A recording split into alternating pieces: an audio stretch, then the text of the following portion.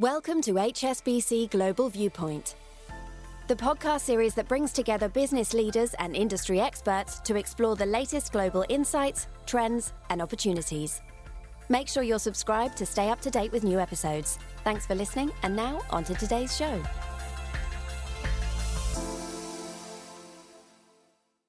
This episode of Under the Banyan Tree was recorded in front of a live audience at HSBC Hong Kong back in late August.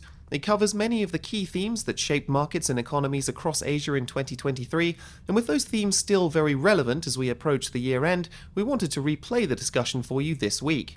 As always, analyst certifications, disclosures and disclaimers must be viewed on the link attached to your media player, and with that, it's over to your regular hosts.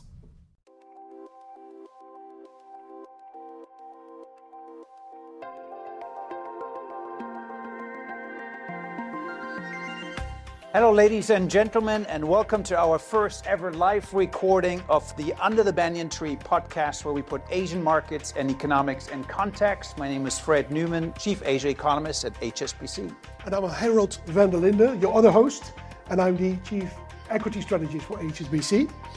Great to see so many this evening. We have three guests here that I would like to introduce to you. The first one is Jing Liu, who is our Chief China Economist at HSBC Global Research.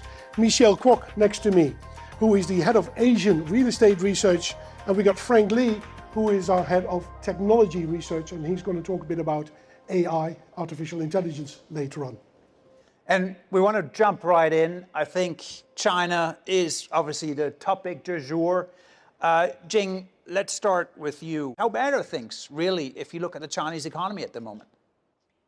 I think the pessimism may not be quite justified because the hard data still show quite some bright spot. We see a very clear disconnect between, for example, the housing sector performance versus the service sectors in general.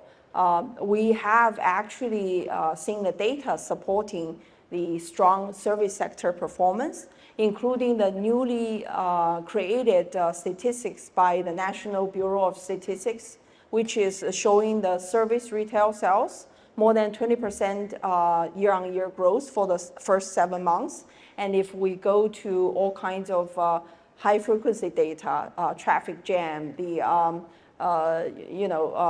box office revenue, etc., those are all doing well.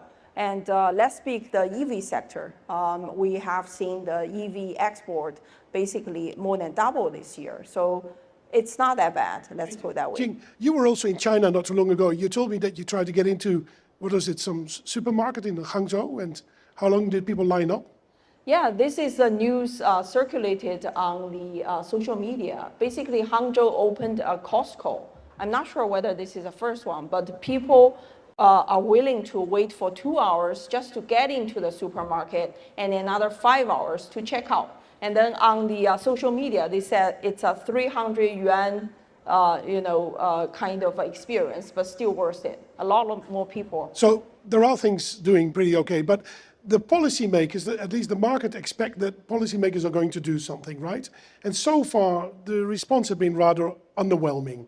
Is that fair to say? What do you expect they're going to do? Yeah, exactly. So far we have seen lots of talks and incremental measures at best. And this is very different from the previous cycles where the Chinese government usually would rush in to either inject a large liquidity or launch the big infrastructure investment or lifting the housing restrictions one way or the other in order to boost a strong recovery. But this time around, they'd rather see a more organic consumption-driven growth. But Jing, let me challenge you a little bit here. Even if Chinese policymakers wanted to do something, what can they really do? In the past, they built infrastructure to get the economy going again. They reflated the housing market. What is there really that they could conceivably do that would excite us about it? Aren't they constrained with too much debt? Aren't they constrained with demographics? Aren't they constrained with a property market that has gotten too big? What are you really hoping for that they could deliver that would, say, get people excited again about investing in China? That's right. You're exactly right about in the past, we have built too many infrastructure projects, maybe too many homes as well. And actually, the debt overhang also means a lot of resources, a lot of capital have been locked into those sectors. Now, China is probably looking for a structural change where the future growth could be driven by first private consumption and maybe manufacturing, operating, and green transition. But at the same time, because housing and infrastructure have represented such a big share in GDP, so they need a smooth transition towards the new growth engines. Now, we're talking about housing here. So, Michelle, that's a sector that you look at in detail. Can you give us a bit of a description of how bad is the picture? So certainly, Harold, is a very difficult time for the market. We had hoped that a couple of years ago, as things continue to evolve, we should be clearer by now. But it so happened that we continue to be disappointed by the pace of deterioration of the market. It's fragile. We have had to take our numbers down directionally to rethink about what that practical scenario would be in China. Let's take a step back, and when we talk about the Chinese housing market, from your vantage point, has the psychology been broken? Because that seems to me very important here. We've had for decades rising prices in real estate. People wanted to get on the real estate ladder. Now we've seen a year and a half of probably sliding prices, not officially, but maybe unofficially. Do you think that the psychology has been broken, that it'd be very hard to convince people to buy apartments again? Or do you think really there's still a lot of pent-up demand that ultimately can be unleashed? It's actually very tough because home price expectation is something that we all look at. We buy when there is expectation that home price would continue to increase, but clearly that's not the case. But more importantly, I do think there is pent-up demand. There are still households looking to purchase a home because there's a need to. For instance, if you're a family, you need to send your kids to school, you need to be in a certain district, then you'll be quite picky in terms of the location. But clearly, in terms of thinking about what we should be expecting now, versus a year or 2 years ago, the size of the pie has shrunk very meaningfully. So yes, there is demand, but as a willing home buyer, they will be a lot more picky in terms of what they get for pricing and also the location of the home. Jing, to bring you back here, the Chinese property market is probably 20% of GDP, conservatively measured. That has huge implications. What do you think is then the underlying growth rate for China? Surely the 6% rates are over that we saw in the past. Can you give us a hint of where we are in the next few years in terms of what you think the potential of the economy is if property is kind of falling away as a growth driver? Right. So ironically, if actually now the expectation is housing prices may not go up, at least not so rapidly, or even going down, certain people who haven't bought a home may feel less pressure because they don't have to save so much for the down payment. So that could, to some extent, help with the consumption. At the same time, we see a clear change of the mentality from the government. Maybe in the past, they focused more on the hard infrastructure, but then in the future, they probably will spend more on soft infrastructure, such as granting the migrant workers access to the public health, public school, etc. That can also support consumption. So I think private consumption is something to look forward to. On top of that, now it's still small, but probably starting with the EV sector and some other sectors belonging to this new economy can grow much bigger. So that would be the new driver as well. Last but not least, China is very ambitious on the green transition. I think the green transition actually cut into every single sector in the economy. So those are all quite promising in my view. So still promising growth potential in the medium term, but maybe last question for you, Michelle, is we still need to get there. That is, next 2, 3, 4 months, we still have a lot of hurdles to pass. Do you get a sense that there's still a bit of pain to come when it comes to the Chinese housing market? We have obviously big headlines that we grappled with in the last few weeks when it came to China. Markets are quite on edge a little bit. From your perspective, looking at housing names, developers, is there a bit more pain to come? Certainly, I do think more pain, but in terms of assessing the level of pain, I think it really depends on when we would see, if there is one, a meaningful policy package. And I don't want to talk about meaningful policy package here. What I really mean is to give these developers the much needed liquidity support that they need so we can buy more time. Otherwise, I think more defaults will come, but at least on the bright side, we see that some of the leading developers, particularly the state-owned names, they are still growing, they are still performing quite well. Will that liquidity support come? I think on one thing, over the past several weeks, maybe, we see the price controls have been relaxed. So, we used to have both price ceiling, price floor, both binding in different cities, preventing the market to clear. Now that maybe some of the price cuts in certain cities can attract more buyers, and to that extent, that already naturally more funding available. Maybe less profit, but at least the market is moving. On top of that, we also see more talks about the three arrows, they call it, different channels of raising funds. That is coming as well. Hey, Fred, so this has implications for you as well in terms of how this impacts the rest of the region, right? So we see weaker growth in China coming through, that will be impacting the rest of the region. Where are the areas where maybe that are less sensitive or more sensitive to weaker growth in China? Well, I think what we just heard, the challenges near term in China, even if we say medium term, there's stabilization coming through, is essentially that we're seeing disinflationary pressures, deflationary pressures coming out of China.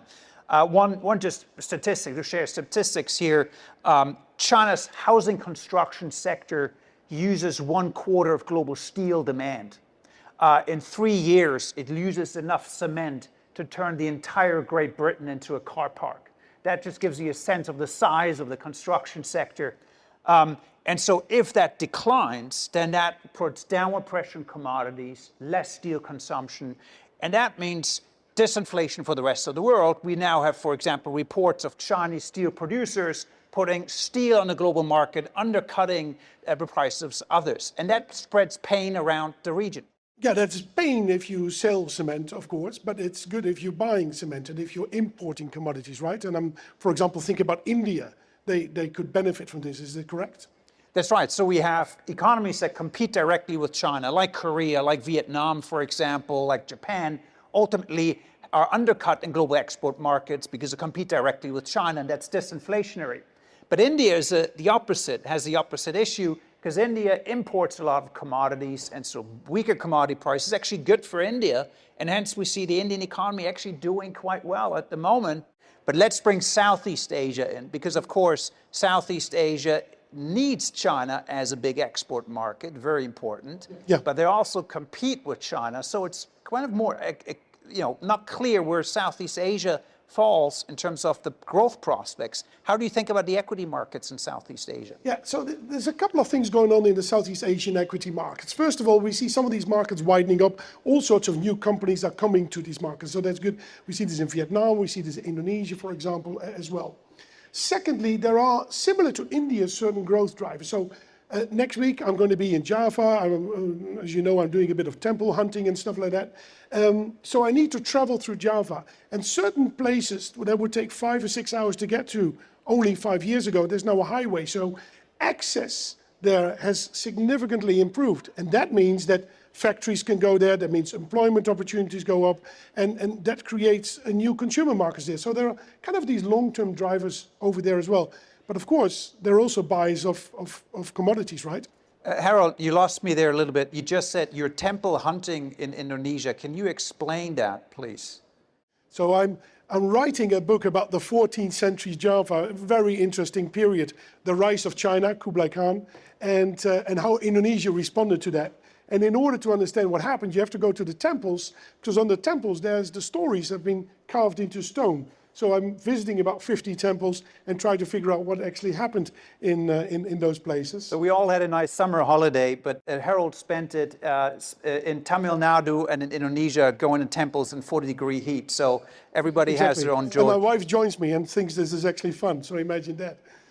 So that's what I'm going to do over the next 3 weeks. But just to put that aside, the old temples and the access that it is improving there, you of course have also that there is demand for commodities there. Indonesia is a large producer of nickel, and the Chinese, they're making electric vehicles. You need big batteries for it, and of course that means that they are investing there, and that should have all sorts of macro benefits for Indonesia as well, Fred. It does. We talked about weaker commodity prices a little bit because China's economy is not doing too well, but Indonesia is an exception because it is producing commodities that are feeding into the energy transition. And Jing, you mentioned China doubled its EV car exports this year, actually becoming the #1 exporter of vehicles potentially this year. And a lot of these minerals are needed to be sourced from Indonesia. So that's a permanent boost to the Indonesian economy, even if China is slowing down. Yeah, that's right. And then there is a third driver. So you got domestic growth, right? Investments, you have demand for commodities, and then you have supply chains moving from China into ASEAN. Is that correct? And I think Frank here can maybe give us a couple of examples of what I think we should bring in this. Frank on this because before you and I keep taking this conversation over. Frank, before we start talking about AI, what are you seeing on tech supply chains moving to Southeast Asia? Yeah, that's a great question, Fred. I think if you think about the overall supply chain relocation, it's been ongoing for quite some time. And I think the initial phase is really about the cost structure of mainland China has been going up, right? They raised their labor costs quite aggressively over a 20-year period where it became kind of uneconomical for certain industries to stay there. And it happened first with a lot of textile, but it was more difficult to move the tech supply chain because there's a cluster effect, right? So, but that clearly has started, this unwinding has started to happen. So, I think there's a concept that people talk about as China plus one. Basically, you have a supply chain in China, mainland China, you'll be servicing the domestic market, but you're going to replicate that supply chain outside. And I think you are seeing that trend ongoing, and it's going to be a sustainable trend for the next couple of years. And you see, if you look at by country, Vietnam is probably the most, most attractive choice for, a lot of the assembly. But if you go into semiconductor testing and assembly, it's Malaysia. Right? Penang has been, it's quite interesting because Penang is a place that was 30 years ago a big focus for semiconductor investments. A lot of multinationals had invested in Penang. They have the resources. And then 20 years ago, basically people moved to China, mainland China. You can't escape the vortex of China, right? But now it's reversing again, and you see people coming back.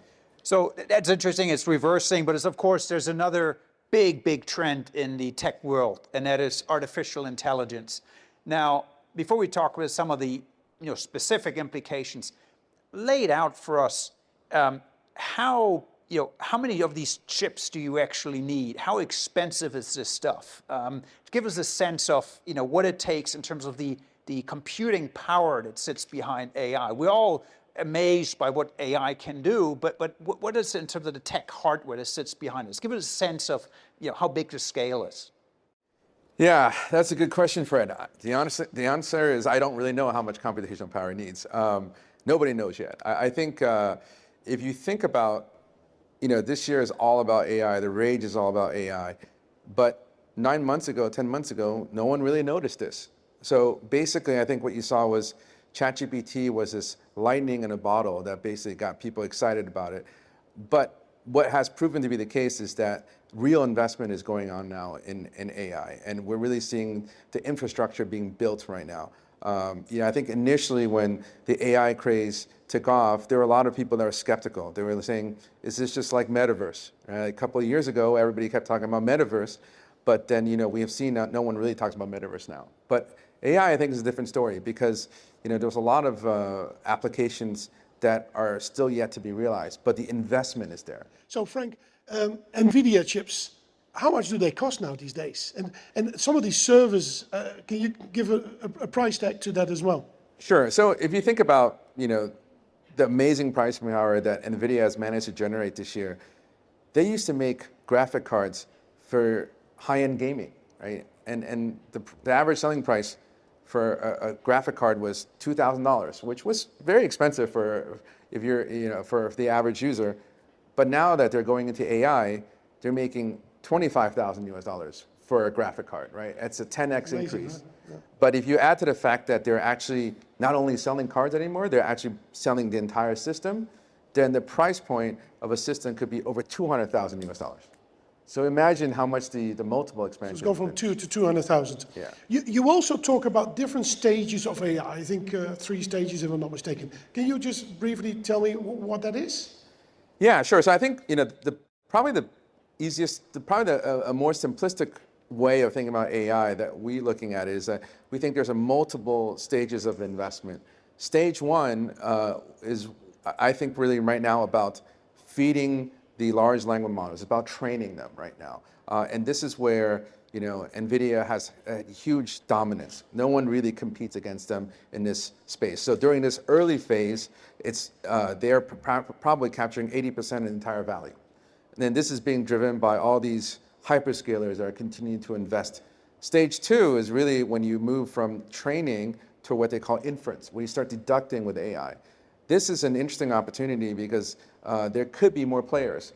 Specifically, people are talking about using these application-specific ICs. So these are chips that are customized. So you see cloud companies want to design their own chip, right? And then the third stage of AI is what I like to think is the blue sky scenario. And this is basically when you think about AI going away from the cloud, but toward your device. So basically, you could have AI functionality directly on your smartphone, on your PCs. Now, this is a blue sky scenario is because that could drive a big replacement in smartphones and PCs again, which we all know has been challenging. So that's really, I think, the ultimate positive scenario people look at. You talked about NVIDIA, which is a US-based company. How many companies in Asia are now able right now to really capitalize on it? You said NVIDIA is capturing 80% of that incremental dollars going into AI.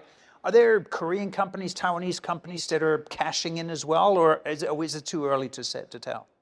This is, I think, in this stage 1, this is really one winner right now that dominates. So just to look as an example, we all know about TSMC is the manufacturer for all of NVIDIA's chips.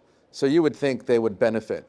But if you think about the value of how much TSMC makes per chip, they make about $500 to $600 per chip. NVIDIA makes $25,000, right? So there's a huge imbalance in terms of in terms of the power position. So I think this is the struggle: is that one company is currently in stage 1 dominating so much. It's not the beneficiaries for companies in the hardware supply chain are there, but they're not getting the same benefit as much as one company. What we very often see is that a new concept arises, a new technology arises. There's initially exponential growth. A few companies benefit from that. We're there with that at the moment with these chip makers. But then all sorts of bottlenecks and challenges emerge that are not always easily identifiable in early stages. But if you look at that, where do you think some of the risk lies or some of the challenges lie for AI? I think the big question that I think hasn't really been asked is really, how do you monetize? How do you make money on AI, right?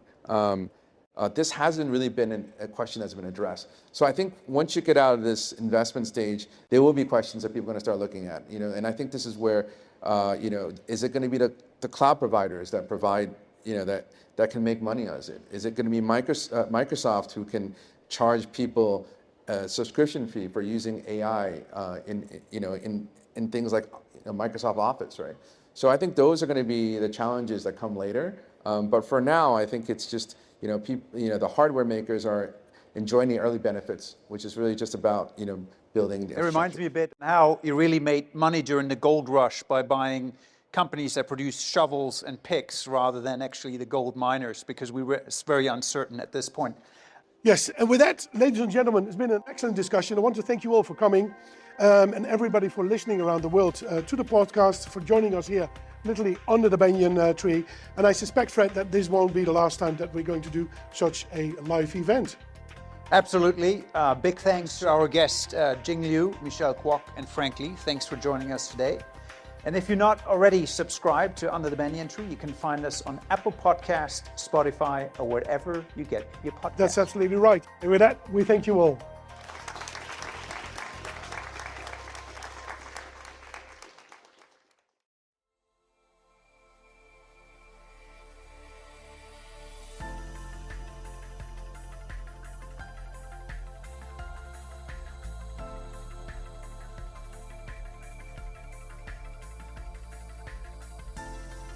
Thank you for joining us at HSBC Global Viewpoint.